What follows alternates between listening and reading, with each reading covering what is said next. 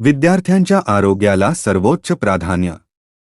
शाळांमधील मध्यान्ह भोजनाची आता अन्न व औषध प्रशासनाकडून काटेकोर तपासणी. शाळांमध्ये दिल्या जाणाऱ्या मध्यान्ह भोजनाची मिड डे मील गुणवत्ता, स्वच्छता आणि सुरक्षितता सुनिश्चित करण्यासाठी शालेय शिक्षण विभाग आता ॲक्शन मोडवर आला आहे.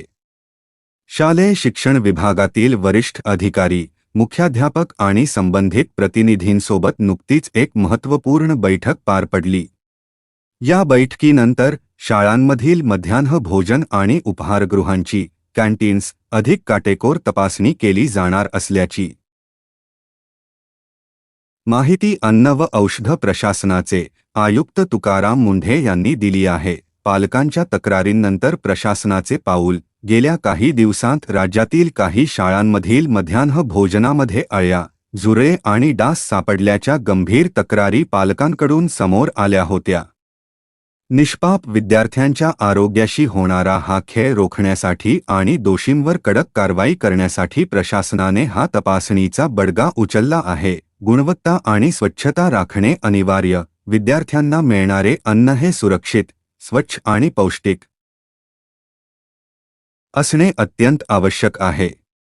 विशेषतः ग्रामीण भाग आणि सर्वसामान्य कुटुंबांतील लाखो विद्यार्थी या मध्यान्ह भोजन योजनेवर अवलंबून आहेत.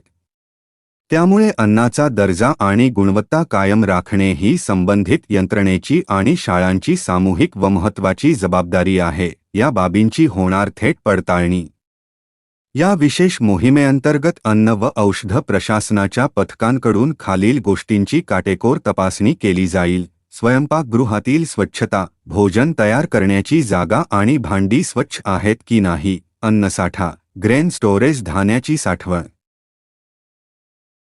साठवणूक योग्य पद्धतीने आणि कीटकमुक्त जागेत केली आहे का, अन्नपदार्थांची गुणवत्ता, शिजवलेले अन्न ताजे आणि पौष्टिक आहे का, शालेय उपहारगृह, कॅन्टीन, हायस्कूल आणि महाविद्यालयांमधील कॅन्टीनमध्ये विकल्या जाणाऱ्या खाद्यपदार्थांची सुरक्षितता. प्रशासनाच्या या कडक भूमिकेमुळे आणि विशेष तपासणी मोहिमांमुळे शाळांमध्ये विद्यार्थ्यांना अधिक सुरक्षित, स्वच्छ आणि दर्जेदार अन्न उपलब्ध होण्यास मोठी मदत होणार आहे.